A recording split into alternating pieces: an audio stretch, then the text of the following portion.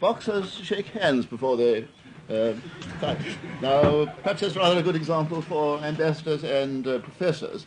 I'm afraid we shan't give such an entertaining performance as boxers might do, but still, this is a very important and serious occasion. As the ambassador has said, there are one or two other questions which he and I both want to discuss in your presence. The big one, and the first one, is this question of the parallel that I drew in a book that I published in 1954 between what the Nazis did to the European Jews and what the Israelis did to the Palestinian Arabs, which was brought up in one of the questions that were put to me at the meeting the other day in Hillel House. And I answered, yes, I had written that. I said, yes, in the terms in which I had stated it in print in this book of mine, I still held to it.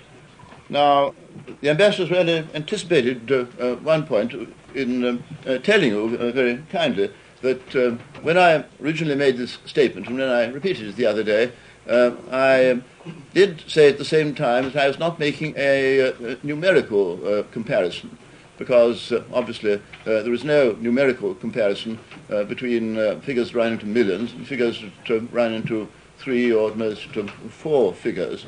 The second set of figures I'm talking about, the massacres of Arab civilians behind the lines during the war between the Arab states and the Israeli forces in 1948. Every increase in numbers produces an increase in suffering, but it's impossible to be wicked or criminal more than 100%. Let me put the point bluntly. If I murder one man, that makes me a murderer. I don't have to reach the 1,000 mark or the million mark to be a murderer already. I wonder if there are any Egyptians in the room. I know there are a number of Egyptians in Montreal. Is there any Egyptian present? Perhaps not. Well, let me suppose that some of the Egyptians in Montreal were here at this moment and would say to me, how do you, being an Englishman, defend the slaughter in the fall of 1956 of civilian inhabitants of the Egyptian town of Port Said by bombardment from the air, which ran into 4 figures on the admission of the British government itself, which afterwards sent somebody to investigate, and he couldn't get it down below 4 figures, if I remember right. Now, supposing I have to answer why that's not murder, we only kill people up to 4 figures. Now, to be a murderer, you must reach the million mark. Now, those Germans over there, they reached it and they murdered several million people, so they're murderers, but we, the British, we're not murderers.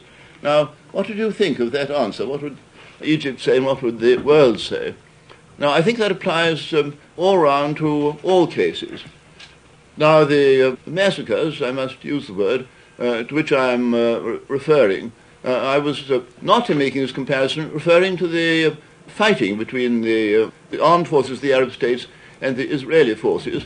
The situation was, as you know, that the Arab states from outside Palestine did make war on Israel. I do not defend that. And at that time, what is now the territory of Israel was inhabited by the local Arab population, which had been there for many centuries, and by the Israelis who'd come in since 1917. The victims were the local Palestinian Arab population. Now, we come to this point of morality. I utterly agree with the ambassador that this is the essential point, and the point which concerns the future as well as the past.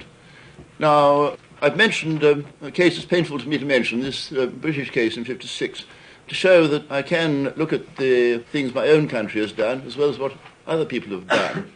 But I do think if there's any point in what I've said about the numbers, that in point of morality, some of those massacres by Israeli armed forces in Palestine do compare in, so to speak, moral quality with what the Germans did. What we hate in what the Germans did was it was planned beforehand, carried out cold-bloodedly with tremendous cruelty, and with a purpose. Now, I'm afraid I know that all those points applied to the massacres which, in numbers, don't compare, but I think in quality do compare with what the Nazis did. Anyway, by certain Israeli armed forces, the Stern Gang, for instance, and the Irgun. I don't know how far the Haganah was also implicated. I've heard it stated, and I've never heard it denied, that after at least one of those massacres, that of the civilian population of all sexes and ages at Deir Yassin to the west of Jerusalem, the Israeli armed forces went round in cars with loudspeakers, speaking in Arabic, and said, we have done this to people of this place. You don't want that to happen to you, get out. Now, every civilian population that is in a war zone or is in danger of death very wisely does get out.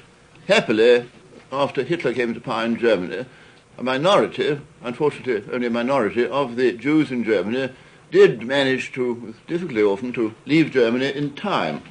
Now, the Germans, they couldn't take their lives any longer, but they could and did take and seize and hold their property. No one thinks that where the European Jews who got out of Germany at that time forfeited their legal right to their property as a result of having managed by prudence and foresight to save their lives and their families' lives by getting out in time.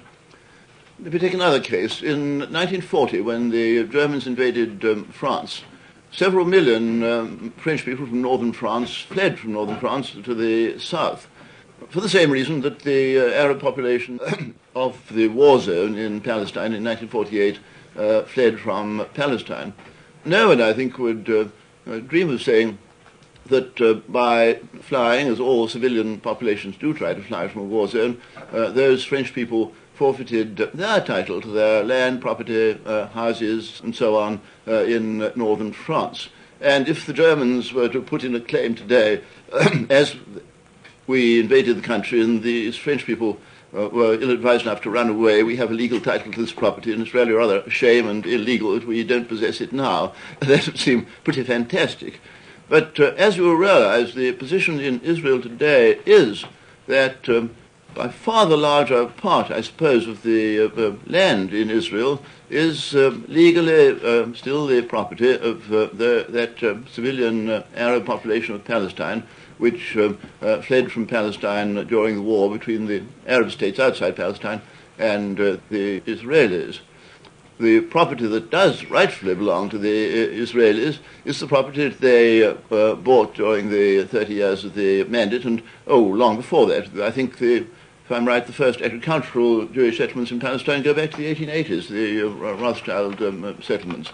Now, they paid a very handsome price very often for that land, and that land is obviously, not only legally, but morally and fairly, their property. But it's, if I'm right in my figures, a smallish proportion of the total land in the area now held by Israel, by far the larger proportion, and also the houses, movable property, fruit trees and so on, is still the rightful property of the Palestinian refugees who are now living outside their homes, or often within sight of them, and are living under conditions of misery and at present of hopelessness. Let me now make a general point, which concerns not Arab human nature or Jewish human nature, but I'm afraid human nature of all of us. And as I say, of all of us, let me begin again with my own country. In the Second World War, the civilian population in my country, Britain, was severely bombed. What did we do within 11 years of that? The end of the war was 45. In 1956, we bombed in an aggressive attack on Egypt without declaration of war and condemned by the world having done it. We bombed the civilian population of particularly Port Said, to some extent to Cairo, I think, as well, and slaughtered certainly more than 1,000 innocent people. Probably rather more than were slaughtered in those massacres by the Israeli armed forces in 48 of Palestinian Arab civilians during the war between the Israelis and the Arab states. This is a tragedy of human nature. What is the real tragedy is that people who have suffered a thing and have had experience of it should inflict that suffering on other people. Because the human imagination is a very sluggish thing, and it's very hard to realize at second hand what it means to suffer these things. But of course, the British people, just during one war, they suffered this bombardment just for a few years. The Jewish people have suffered murder, robbery, expulsion from their homes, not just for a year or two, but for centuries, running into about 2,500 years, shall we say. The more experience one has of what this means, I would say, the more it is morally incumbent on one not to do the same thing again. The temptation to work it off once exasperated is no doubt greater, but the moral duty to resist that temptation is at its maximum. One curious feature about the effect of this comparison I've made, I've been surprised at the vehemence of the reaction to it in the Jewish community.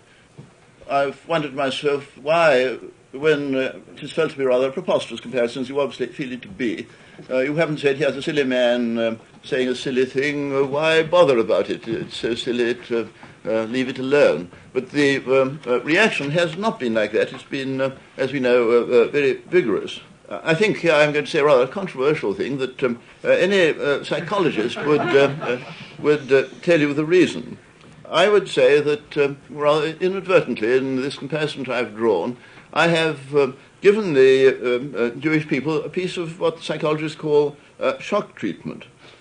I have said aloud in startling words, I think something that your consciences, each of you who belong to the Jewish community of the world, are whispering inside each of you. Now, let my voice fade out for a moment and listen to another voice which I'll quote.